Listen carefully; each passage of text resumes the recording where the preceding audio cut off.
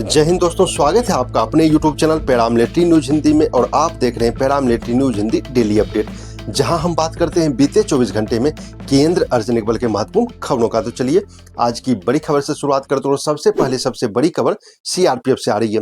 CRPF ने retire होने वाले जवानों के लिए एक नया 4 हफ्ते का ट्रेनिंग प्रोग्राम शुरू किया है।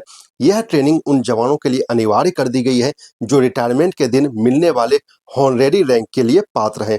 लेकिन यहाँ सबसे बड़ा सवाल यह है कि यह रैंक सिर्फ आखिरी दिन कुछ घंटों के लिए मिलता है और इसमें कोई भी सैलरी, पेंशन या अन्य लाभ नहीं मिलता है। गृह मंत्रालय यानी मिनिस्ट्री ऑफ होम अफेयर्स ने 29 मई 2025 को इस स्कीम की घोषणा की थी, जिसमें ट्रेनिंग का कोई जिक्र नहीं था। अब सीआरपीएफ द्वारा 800 से ज्यादा जवानों को 4 हफ्ते की ट्रेनिंग के लिए भेजा जा रहा है, जिस पर जवान और अधिकारी दोनों सवाल उठा रहे हैं।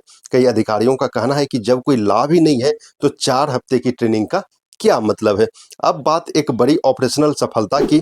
सीआरपीएफ ने छत्तीसगढ़ ओडिशा सीमा पर बड़ा नक्सल ऑपरेशन किया है। सोनाबेड़ा अभयारण्य के जंगल में सर्च ऑपरेशन के दौरान जवानों ने भारी मात्रा में विस्फोटक बरामद किया है, जिसमें जिलेटिन कंटेनर और कुछ वायर बरामद किए गए हैं। यह माना जा रहा है कि नक्सली किसी बड़ी साजिश की तैयारी में थी, जिसे समय रहते नाकाम कर दिया गया। यह कार्रवाई के बाद पूरे इलाके में सर्च ऑपरेशन और तेज कर दिया गया है। अब बात बीएसएफ की।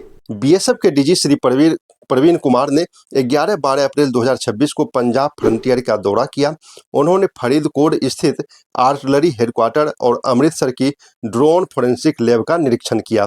डीजी ने खास तौर पर ड्रोन खतरे पर चिंता जताई और कहा कि बॉर्डर पर अब टेक्नोलॉजी आधारित निगरानी बेहद जरूरी है। जवानों को नए खतरों के अनुसार खुद को अपडेट करना होगा। उन्होंने अटारी बॉर्डर पर रिट्रीट सेरेमनी भी देखी और जवानों की सराहना की। अब बात राजस्थान हाईकोर्ट की। राजस्थान हाईकोर्ट ने बीएसएफ की एक महिला जवान को बड़ी राहत दी है। कोर्ट ने बताया कि पति द्वारा मारपीट करने, नौकरी छोड़ने का दबाव और चरित्र पर आरोप लगाया गया था।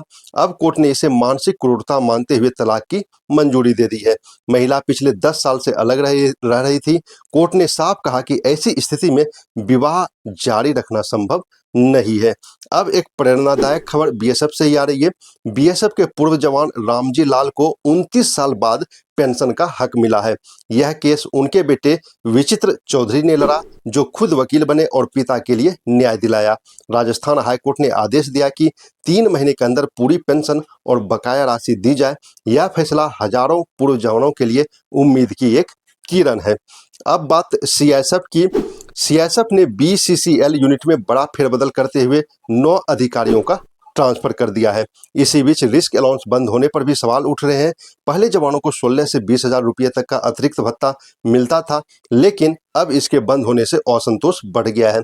कुछ रिपोर्ट्स में यह भी कहा गया है कि इससे सिस्टम पर नकारात्मक असर पड़ सकता है। अब बात गृह मंत्रालय से।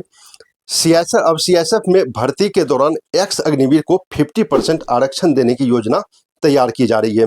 उन्हें लिखित परीक्षा और फिजिकल टेस्ट से भी छूट मिल सकती है। फिलहाल यह प्रस्ताव है, अभी लागू नहीं हुआ है। यह कदम भविष्य में केंद्र अर्धसैनिक बल के भर्ती सिस्टम को पूरी तरह प्रभावित कर सकता है। अब बात करते हैं आईटीबीपी की। आईटीबीपी का एक जवान 10 दिन बाद लापता हो गया था, वह मिल गया है। हेड कांस्टेबल कुंवर सिंह गुज्जर कैला देवी झील के पास बेहोश हालत में पाए गए। वे 3 अप्रैल से लापता थे। अभी अस्पताल में इलाज चल रहा है और ठीक होने के बाद उन्हें तेजपुर ले जाया जाएगा। इस खबर से परिवार और साथियों ने राहत की सांस ली। अंत में खबर गर्व की। सीआईएसएफ के हेड कांस्टेबल अभिमन्यु ने सीनियर एशियन रेसलिंग चैंपियनशिप 2026 में गोल्ड मेडल जीता है। उन्होंने फाइनल में मंगोलिया के खिलाड़ी को 5-3 से हराया। 24 साल के अभिमन्यु हरियाणा के हिसार से हैं और 2022 में सीआईएसएफ ज्वाइन किया था।